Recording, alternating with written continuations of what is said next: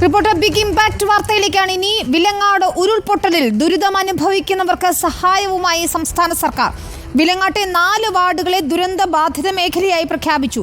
ഈ വാർഡുകളിൽ ദുരിതമനുഭവിക്കുന്നവർക്ക് അടിയന്തര സഹായമായി 10,000 രൂപയും തൊഴിലാശ്വാസ സഹായവും ലഭ്യമാക്കും. വാടക വീട്ടിൽ താമസിക്കാൻ 6,000 രൂപയും നൽകും. അടിയന്തര ധനസഹായം പോലും നൽകിയില്ലെന്ന റിപ്പോർട്ടർ വാർത്തയ്ക്ക് പിന്നാലെയാണ് നടപടി. സാനിയോ മനോമി നൽകും വിവരങ്ങൾ. സാനിയോ, വയനാടിനൊപ്പം തന്നെ ഉരുൾപൊട്ടലുണ്ടായി ഏറെ ദുരിതം അനുഭവിക്കുകയായിരുന്നു വിലങ്ങാട് നിവാസികളും. റിപ്പോർട്ടർ വാർത്തയ്ക്ക് പിന്നാലെ ഇപ്പോൾ സർക്കാർ ഇടപെടലുണ്ടായിരിക്കുന്നു. അടിയന്തര ധനസഹായം ഉൾപ്പെടെ നൽകാൻ തീരുമാനമായിരിക്കുന്നു. എന്താണ് കൂടുതൽ വിവരങ്ങൾ? വിനീത, ഇന്ന് ചേർന്ന മന്ത്രിസഭാ യോഗത്തിലാണ് വിലങ്ങാടിനൊരു ആശ്വാസം എന്ന തരത്തിലുള്ള പദ്ധതികൾ പ്രഖ്യാപിച്ചിരിക്കുന്നത്. അതായത് വിലങ്ങാടിലെ 4 വാർഡുകൾ ദുരിതബാധിത വാർഡുകളായി പ്രഖ്യാപിച്ചിരിക്കുന്നു. കൂടാതെ ആ വാർഡുകളിലുള്ള ആളുകൾക്ക്, ദുരിതബാധിതർക്ക് 10,000 രൂപ അടിയന്തര ധനസഹായം നൽകാൻ തീരുമാനമായിരിക്കുന്നു. ഇന്നലെയാണ് നമ്മൾ സ്ത്രീകളടക്കമുള്ള ആളുകളുടെ പ്രതികരണം എടുത്ത് ഇത്തരത്തിൽ വലിയ പ്രയാസം അനുഭവിക്കുന്നു, ഒരു അടിയന്തര ധനസഹായം പോലും കിട്ടിയില്ല എന്ന തരത്തിലുള്ള വാർത്തകൾ കൊടുത്തത്. മാത്രവുമല്ല, എല്ലാവർക്കും തങ്ങളുടെ വീടുകളിൽ നിന്ന് മാറി വാടക വീടുകളിലേക്ക് താമസിക്കേണ്ട ഒരു സാഹചര്യം ഉണ്ടായിരുന്നു. അവർക്കൊന്നും ധനസഹായം കിട്ടിയിരുന്നില്ല. ഇപ്പോൾ മന്ത്രിസഭാ യോഗത്തിന്റെ തീരുമാനപ്രകാരം ഈ 6,000 രൂപയാണ് ഓരോരുത്തർക്കും ഇത്തരത്തിൽ വാടക വീടുകളിലേക്ക് മാറാൻ വേണ്ടി കൊടുക്കുന്നത്. മാത്രമല്ല, കുടുംബത്തിലെ ഒരാൾക്ക് തൊഴിലാശ്വാസ സഹായം എന്ന പേരിൽ 3,000 രൂപയും കൊടുക്കാമെന്ന് തീരുമാനിച്ചിട്ടുണ്ട്. 4 വാർഡുകളെ പൂർണ്ണമായും ദുരിതബാധിത വാർഡുകളായി പ്രഖ്യാപിക്കുകയും ചെയ്തിട്ടുണ്ട്. സനിയോ, നമുക്കറിയാം അവിടെ ശക്തമായ മഴയിൽ ഇപ്പോഴും ഉള്ളുരുകി കഴിയുകയാണ് പലരും. ഓറഞ്ച് അലേർട്ട് ആണ് ഇപ്പോഴും അവിടെ കോഴിക്കോട് ജില്ലയിൽ. ഇന്നിപ്പോൾ പല മേഖലയിലും മലയോര മേഖലയിൽ പ്രശ്നങ്ങളുണ്ട്. ഏറ്റവും പ്രധാനപ്പെട്ടത് ഈ വിലങ്ങാട് മേഖലയിൽ ഉരുൾപൊട്ടലുണ്ടായ ഇടങ്ങളിലുള്ള ആളുകളുടെ പുനരധിവാസം തന്നെയാണ്. അക്കാര്യങ്ങളിൽ ഏത് രീതിയിലുള്ള ത്വരിതമായ നടപടികളാണ് മുന്നോട്ട് കൊണ്ടുപോകുന്നത്? പുനരധിവാസവുമായി ബന്ധപ്പെട്ട് ജില്ലാ കളക്ടറുടെയും അതുപോലെ റവന്യൂ വകുപ്പിലെ മറ്റ് അധികൃതരുടെയും ഒരു പഠനം നടക്കുന്നുണ്ട്. NIT സംഘം അടക്കമുള്ള ആളുകളാണ് പഠനം നടത്തുന്നത്.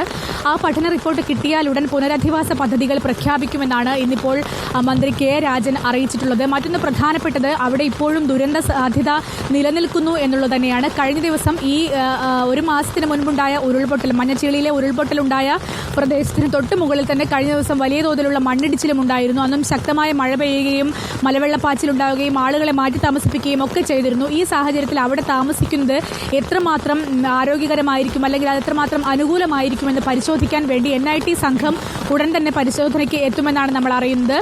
അതിനുശേഷമായിരിക്കും റിപ്പോർട്ടടക്കം സമർപ്പിച്ച് ആ ഒരു കാര്യത്തിൽ, പുനരധിവാസവുമായി ബന്ധപ്പെട്ട കാര്യത്തിൽ റവന്യൂ വകുപ്പും സർക്കാരും തീരുമാനമെടുക്കുക. ഏതായാലും നമ്മുടെ വാർത്തയ്ക്ക് പിന്നാലെയാണ് അടിയന്തര ധനസഹായം എന്ന് പറയുന്ന ഒരു കാര്യത്തിലേക്ക് സർക്കാർ എത്തിച്ചേരുന്നത് എന്നുള്ളതാണ് ഏറ്റവും പ്രധാനപ്പെട്ടത്. ഇന്നലെ നമ്മൾ ക്യാമ്പിൽ പോയപ്പോൾ തന്നെ അവിടെയുള്ള സ്ത്രീകളൊക്കെ വല്ലാതെ വിഷമിച്ച് സംസാരിക്കുന്നുണ്ടായിരുന്നു. ആർക്കും കയ്യിൽ ഒരു പൈസയുമില്ല. കാരണം അവരുടെ ജീവിതോപാധികളടക്കം നഷ്ടപ്പെട്ടുകൊണ്ട് എല്ലാം പുഴയിൽ കുത്തിയൊലിച്ചു പോയ ഒരു സാഹചര്യമായിരുന്നു ഉണ്ടായിരുന്നത്. ആ സാഹചര്യത്തിൽ അടിയന്തര ധനസഹായമെങ്കിലും അനുവദിക്കണം, സാധനം വാങ്ങാനുള്ള പൈസയെങ്കിലും ഉണ്ടാകണം എന്ന തരത്തിലുള്ള പ്രതികരണം സ്ത്രീകളുടെ ഭാഗത്തുനിന്നുണ്ടായിരുന്നു. അതിന്റെ ഭാഗമായാണ് ഇപ്പോൾ സർക്കാർ അടിയന്തര ധനസഹായം പ്രഖ്യാപിച്ചിരിക്കുന്നത്. കൂടാതെ എല്ലാവർക്കും വാടക വീടുകളിലേക്ക് മാറേണ്ട ഒരു സാഹചര്യം കൂടിയാണുള്ളത്. അതിനുവേണ്ടിയാണ് 6,000 രൂപ പ്രഖ്യാപിച്ചിരിക്കുന്നത്. ഇത് രണ്ടും കൂടാതെയാണ് താൽക്കാലിക തൊഴിലാശ്വാസം എന്ന പേരിൽ 3,000 രൂപ ഒരു കുടുംബത്തിലെ ഒരംഗത്തിന് നൽകാമെന്ന തീരുമാനവും ഉണ്ടായിരിക്കുന്നത്. ഏതായാലും റിപ്പോർട്ടർ വാർത്തയെ തുടർന്നാണ് ഇത്തരത്തിലൊരു തീരുമാനം ഉണ്ടാകുന്നത്. വലിയൊരു കാര്യം തന്നെയാണ്. അവിടെയുള്ള ആളുകൾക്കൊക്കെ വലിയ ആശ്വാസമായിരിക്കുന്ന ഒരു തീരുമാനം തന്നെയാണ് സർക്കാരിന്റെ ഭാഗത്ത് നിന്ന്.